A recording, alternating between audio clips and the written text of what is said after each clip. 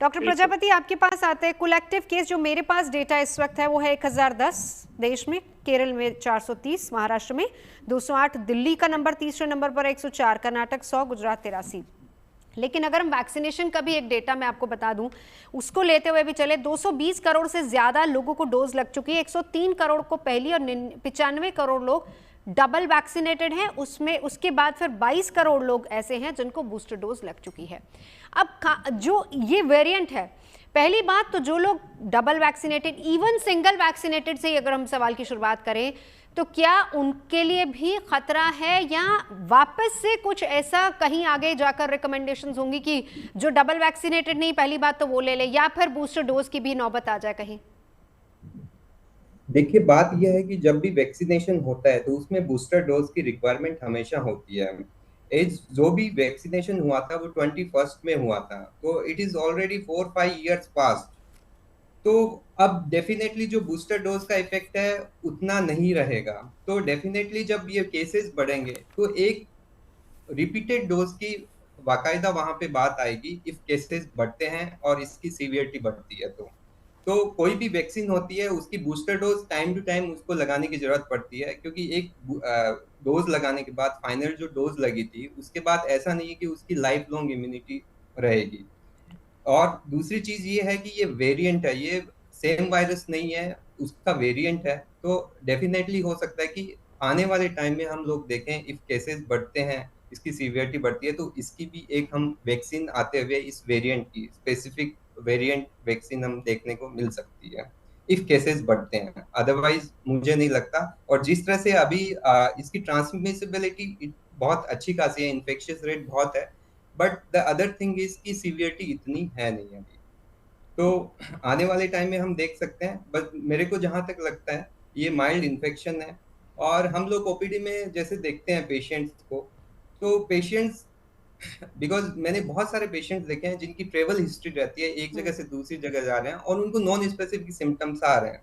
मतलब जो हम लोग जो डेटा देख रहे हैं 1000, आई थिंक ये मतलब it is part of tip of iceberg, not tip of iceberg, it is only part of tip of iceberg. बहुत सारे लोग ऑलरेडी इतना डेटा है तो बिल्कुल। इन्फेक्ट हो चुके हैं। लेकिन डॉक्टर वली, अगर हम टिप ऑफ आइसबर्ग भी देखें, एक चीज जो आप भी क्लियर कीजिए डॉक्टर साहब, क्या खास तौर पर जो वल्नरेबल्स हैं, चाहे हम बुजुर्गों की बात कर लें या फिर चाहे कोई कार्डियक पेशेंट हो या फिर कोई लंग पेशेंट हो, कैंसर पेशेंट हो, क्या इनको आप रिकमेंड करेंगे या फिर आगे जाके जरूरत पड़ेगी बूस्टर डोज की या फिर एक एक्स्ट्रा डोज की? अरे अभी तो बूस्टर वूस्टर की बात मत करिए, हमारी सेलुलर इम्यूनिटी बहुत अच्छी है। इससे पहले प्रोग्राम में हमने डिस्कस किया था, सेलुलर इम्यूनिटी हम लोगों की बहुत अच्छी है। जो वैक्सीन वाली इम्यूनिटी होती है उससे बहुत अच्छी सेलुलर इम्यूनिटी है। और मैं आपको एक बात और बता दूं, जो आपने डेटा दिया है ना वैक्सीनेशन का, उससे ज्यादा उसमें वो लोग भी हैं जिनको कोविड हो चुका है और उनकी लॉन्ग स्टैंडिंग इम्यूनिटी रहेगी। गुड न्यूज टुडे में, गुड बात। तो जो और वो कब तक रहती है डॉक्टर साहब इम्यूनिटी, उसको इन वाले केसेस में भी जोड़ते हुए चलिए? हाँ, वो बहुत रहेगी, खूब रहेगी, अभी भी है वो, नहीं तो बहुत सारे लेट गए होते लोग। तो मैं ये कहना चाह रहा हूँ कि अभी ना हम बूस्टर डोज की बात करें, ना हम वैक्सीन की बात करें, हम इन्फ्लुएंजा वैक्सीन की बात करें, निमोनिया वैक्सीन की बात करें, और बच्चों का जो इम्यूनाइजेशन शेड्यूल है उसमें भी ये सब काली खांसी वगैरह के, डिप्थीरिया के सब टीके देते हैं, उसकी बात करें तो माओ को देख लेनी चाहिए बच्चे की वैक्सीन बुकलेट निकाल के, क्योंकि वैक्सीन ड्यू तो नहीं है, जाके लगवा लो। बड़ों को, बूढ़ों को इन्फ्लुएंजा और निमोनिया का वैक्सीन बहुत जरूरी है लगाना। और सबसे बड़ा वैक्सीन तो मास्क है जो हम डिस्कस कर रहे हैं। ये तो बहुत बढ़िया वैक्सीन है ना, अंदर जाएगा ही नहीं वायरस। तो हमारी इम्यूनिटी जो है वो बहुत अच्छी है, पहले भी बहुत अच्छी थी। और खूब पॉल्यूशन हम लोग सूंघते हैं, खूब खांसी करके उसको निकालते हैं, और सेलुलर इम्यूनिटी अच्छी रखते हैं। गांव के बच्चे जो मिट्टी में खेलते हैं उनकी बहुत अच्छी इम्यूनिटी होती है।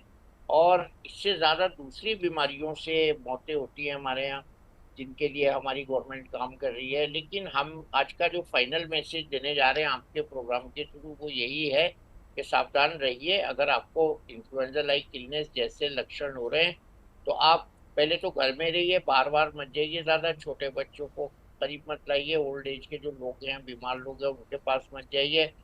और कार्डियक पेशेंट है तो डॉक्टर मनोज जैसे किसी डॉक्टर को दिखा के अपना ईसीजी करवा लीजिए, कम से कम ब्लड टेस्ट करा लीजिए, वो बता देंगे। लंग वाले लंग के डॉक्टर को भी दिखा सकते हैं, इवन जनरल डॉक्टर बता सकता है, इसमें कोई इसमें बहुत बड़ी बात नहीं है। लेकिन पहले डॉक्टर के पास जाए तो मरीज, वो घर में सेल्फ मेडिकेट कर लेता। उन्होंने कहा तुम्हें क्या दिया था डॉक्टर ने, वही दवा मैं भी खा लेता हूँ। मेरे पास एग्जैक्टली, लोग ले जाते हैं, बिल्कुल सही कह रहे फोटोकॉपी हैं कर लेते हैं केमिस्ट, वो दे देते हैं दवाई। हमारे यहाँ ये भी चलती है एक पैथी, आप। हाँ, केमिस्ट्री पैथी। एक डॉक्टर स्पेशलिस्ट है, उसका दवाई फोटोकॉपी करके रख ली, मोहल्ले से दूसरा मरीज आया, बोले मनोज साहब ये दवाई लिखते हैं, मैं दे देता हूँ तुम्हें। ये अजीब अजीब ज्ञान लोग बांट रहे हैं इस देश में, ये बहुत अच्छी बात इसको भी नहीं है। क्लियर करने की जरूरत है ना ज्ञान डॉक्टर लेना है अली। तो आज तक से लीजिए, नवजोत से लीजिए, वो सही ज्ञान ज्ञानियों को बुला के देती है। आपके माध्यम से यहाँ दे रहे हैं ना, हमारे शो को दोबारा देख लेंगे। अच्छा और डॉक्टर क्या, साहब, साथ ही साथ ये भी बताते चलिए कि अब इस तरह के माहौल में आप क्या वर्कआउट करना है, योगा तो चलिए हम घर बैठ के करते हैं, लेकिन लोग नॉर्मली सुबह रनिंग करते हैं, जिम जाते हैं, वो कितना सही रहेगा? रनिंग वनिंग बाहर जाने वाला कोई काम नहीं करना, बहुत धूल है, बहुत गर्दा है, मिट्टी है, फिसलन है, फिसल जाएंगे, कुछ हो जाएगा। घर में अच्छे साफ सुथरे कमरे में पंखा वंखा चला के मैं रोज करता हूँ व्यायाम। उससे अपना जो भी आपको अच्छा लगे, ट्रेडमिल अच्छी लगे हल्की करिए, treadmill, guarded exercise. Mansukh Mandaviya साहब कह चुके हैं, जब 3 साल पहले गरबा में बच्चे 11 खत्म हो गए थे, कि भैया वीगरस मत करना। कई सीईओ हमारे दौड़ दौड़ के सड़कों पे गिर चुके हैं। ये सब पोस्ट कोविड की बात जिसकी मनोज जी करते हैं, वो लोग हैं। और तो हल्की एक्सरसाइज करिए, मैंने तो बहुत आसान बजा दिया, शंख बजाओ, अनुलोम विलोम करो, और बहुत ठंडे पानी से मत नहाइए। हाँ, आजकल एक और काम हो रहा है, लोगों के घर में कभी गर्म पानी आता है, कभी ठंडा आता है। गर्म आता है तो छत से बहुत गर्म होके आता है, वो भी गड़बड़ है। ठंडे पानी से नहाना भी गड़बड़ है। एक सा रखिए पानी नहाने का। और एक्सरसाइज का जो ताल्लुक है, उसमें सबसे इम्पोर्टेंट चीज ये है कि हम अपनी मसल्स की एक्सरसाइज करें। वेट से कर सकते हैं, लेडीज 2 किलो के वेट से कर सकती हैं, जेंट्स 5 किलो के वेट से कर सकते हैं। घर में थोड़ा टहलिए, और खाने के बाद एक्सरसाइज बिल्कुल नहीं कीजिए। और अगर आपको बुखार वगैरह आ रहा है, बॉडी में टूटन हो रही है, तो एक्सरसाइज मत कीजिए।